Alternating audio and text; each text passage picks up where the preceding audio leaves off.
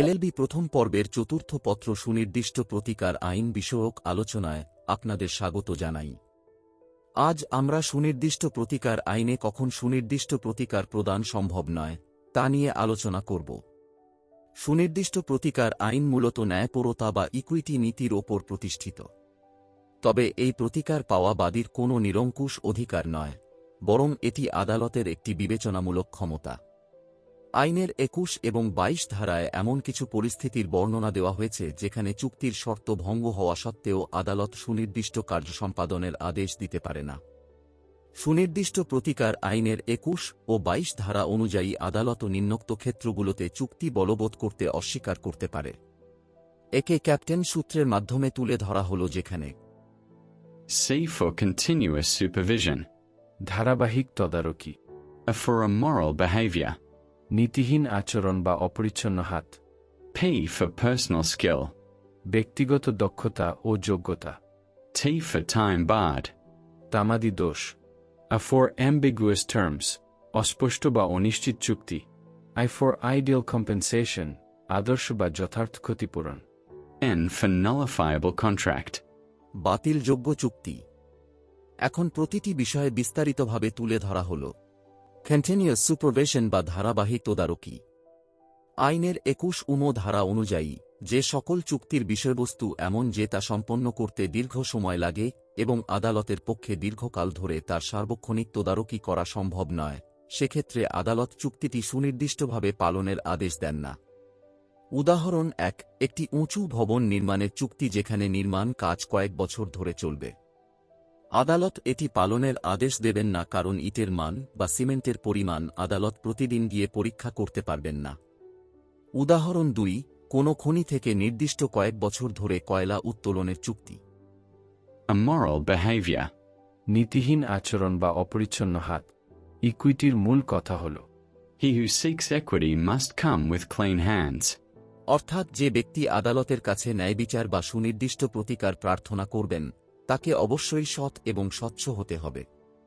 আইনের ২২ ধারা অনুযায়ী বাদীর নিজের আচরণ যদি অসাধু, প্রতারণামূলক বা চুক্তির শর্ত ভঙ্গকারী হয়, তবে আদালত তার বিবেচনামূলক ক্ষমতা প্রয়োগ করে তাকে কোনো প্রতিকার দেবেন না। উদাহরণ: রহিম তার একটি জমি করিমের কাছে বিক্রির চুক্তি করলেন। চুক্তিতে উল্লেখ ছিল যে জমিতে কোনো বকেয়া খাজনা বা ব্যাংক ঋণ নেই, কিন্তু বাস্তবে রহিম জেনেশুনে ঋণের তথ্য গোপন করে করিমকে প্রতারিত করেছেন। পরবর্তীতে করিম ঋণের কথা জানতে পেরে অবশিষ্ট টাকা দিতে অস্বীকার করেন। তখন রহিম আদালতে গিয়ে দাবি করলেন যে চুক্তি অনুযায়ী করিমকে জমিটি কিনতে বাধ্য করা হোক। এখানে আদালত রহিমের দাবি নাকচ করে দেবেন, কারণ রহিম নিজে অসাধু তথ্য দিয়ে চুক্তিতে এসেছেন, অর্থাৎ তার নিজের হাত অপরিচ্ছন্ন। তাই তিনি আদালতের কাছে এই সুনির্দিষ্ট প্রতিকার পাওয়ার অধিকার হারিয়েছেন। পার্সোনাল স্কিল, ব্যক্তিগত দক্ষতা ও যোগ্যতা। আইনের ২১ ধারা অনুযায়ী যে সকল চুক্তির মূল বিষয়বস্তু ব্যক্তির বিশেষ প্রতিভা, দক্ষতা বা ব্যক্তিগত যোগ্যতার ওপর নির্ভরশীল, যেমন গান গাওয়া, ছবি আঁকা বা অভিনয়, সেই কাজগুলো আদালতের ডিক্রির মাধ্যমে জোরপূর্বক করানো সম্ভব নয়, কারণ আইন কাউকে তার ইচ্ছার বিরুদ্ধে কোনো সৃজনশীল বা শৈল্পিক কাজ করতে বাধ্য করতে পারে না। উদাহরণ ১, একজন প্রখ্যাত সঙ্গীতশিল্পী একটি কনসার্টে গান গাওয়ার চুক্তি করে পরে তা ভঙ্গ করলেন।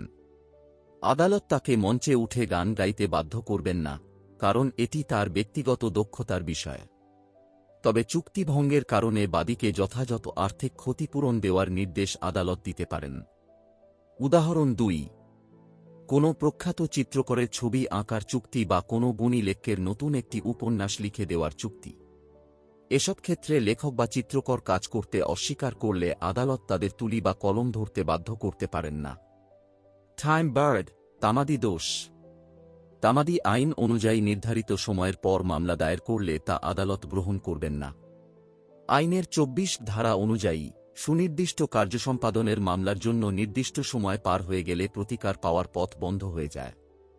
উদাহরণ: জমি রেজিস্ট্রেশনের চুক্তির মেয়াদ শেষ হওয়ার নির্দিষ্ট সময়ের মধ্যে মামলা না করলে ৩ বছর পর মামলা করলে আদালত তা তামাদি দোষে খারিজ করে দেবেন। অ্যাম্বিগিয়াস টার্মস, অস্পষ্ট বা অনিশ্চিত চুক্তি। আইনের ২১ ধারা অনুযায়ী চুক্তির শর্তাবলী অস্পষ্ট বা অনিশ্চিত হলে তা বলবৎযোগ্য নয়। চুক্তিতে কি করতে হবে তা আদালতকে স্পষ্টভাবে বুঝতে হবে।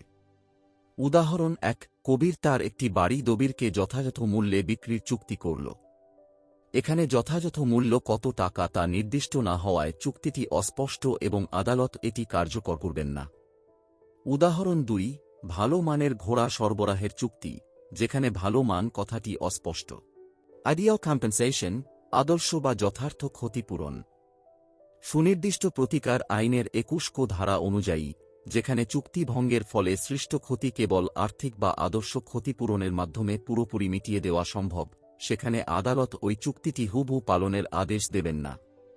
সহজ কথায়, টাকাই যেখানে আদর্শ সমাধান, সেখানে সুনির্দিষ্ট আদেশের প্রয়োজন নেই। সহজ উদাহরণ: মনে করুন আপনি একজনের সাথে বাজার থেকে 10 বস্তা সাধারণ চাল কেনার চুক্তি করেছেন।